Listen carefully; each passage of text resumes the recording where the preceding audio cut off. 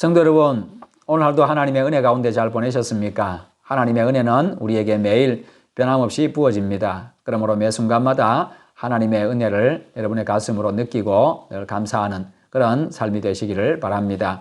오늘 주신 하나님의 말씀은 예레미야애가 3장에서 5장까지입니다. 3장 1절에서 6절까지 제가 봉독하겠습니다. 여호와의 분노의 매로 말미암아 고난당한 자는 나로다. 나를 이끌어 어둠 안에서 걸어가게 하시고 빛 안에서 걸어가지 못하게 하셨으며 종일토록 손을 들어 자주자주 나를 치시는도다.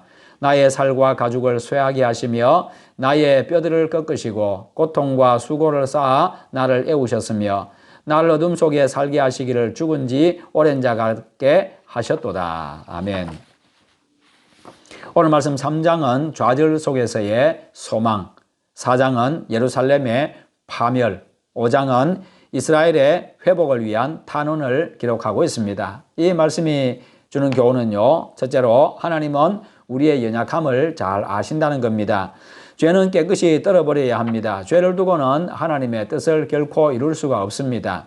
하나님의 뜻을 이루지 못하면요, 영원한 생명과는 아무런 관계가 없습니다. 하나님은 인생의 이런 비극을 보고 계실 수가 없는 분이시지요. 그래서 징계하십니다.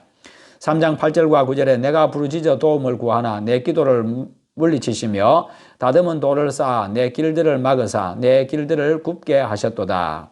이렇게 하나님이 징계하시는데 그 징계의 목적은 무엇입니까? 그것은 바로 회복과 복입니다.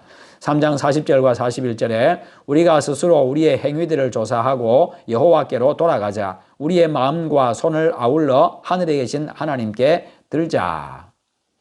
두 번째로 회개한 심령에서 우러나오는 기도는 하나님이 응답을 해주십니다. 이스라엘이 전쟁과 포로의 고통에서 소망이 없음을 깨닫고요, 하나님께로 돌아왔습니다.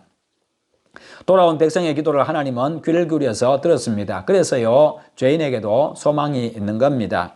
3장 57절에 내가 주께 아뢰는 날에 주께서 내게 가까이 하여 이르시되 두려워하지 말라 하셨나이다. 죄를 범했을지라도요, 즉각 돌이키기만 하면 소망이 있습니다. 하나님은 긍휼과 자비가 풍성하기 때문입니다. 하나님은요, 회개하는 자를 반드시 용서해 주시기 때문입니다. 그것은 하나님의 약속입니다. 세 번째로 세상을 의지하는 자는 마지막까지 가는 불행이 있습니다. 이스라엘이 참담한 지경에까지 이른 이유는요, 세상을 의지했기 때문입니다. 그래서 막다른 길에 이르게 됩니다. 세상 나라들은 다 소멸될 나라들이지요. 세상 나라는요, 영원한 나라가 없습니다. 우리가 헛되이 도움을 바람으로 우리의 눈이 상하며 우리를 구원하지 못할 나라를 바라보았도다. 이스라엘이 이 때문에 큰 비극을 맞이하게 된 겁니다. 4장 10절에 딸 내 백성이 멸망할 때에 자비로운 부녀들이 자기들의 손으로 자기들의 자녀들을 삶아 먹었도다.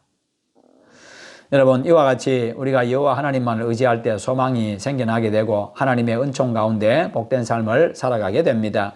네 번째로 하나님은 긍휼이 많기 때문에 기도에 긍휼을 베풀어 주십니다. 이스라엘 백성에 대한 하나님의 징계가 상당히 오랫동안 계속이 됩니다.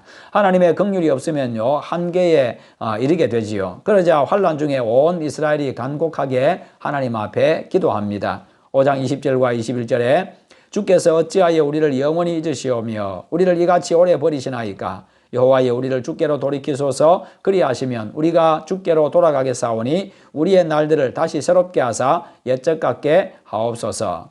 여러분, 하나님으로부터 얼마나 멀어졌는가를 다시 한번 더 돌아보고 여러분의 마음이 심령이 새로워지고 옛적과 같이 그 이 신앙의 열정과 그 순수함을 회복하고 주님을 더 사랑하시기를 바랍니다. 그래서 하나님의 은혜로 새롭게 변화받고 은혜 풍성한 그런 여러분의 삶이 되시기를 주님의 이름으로 축원합니다.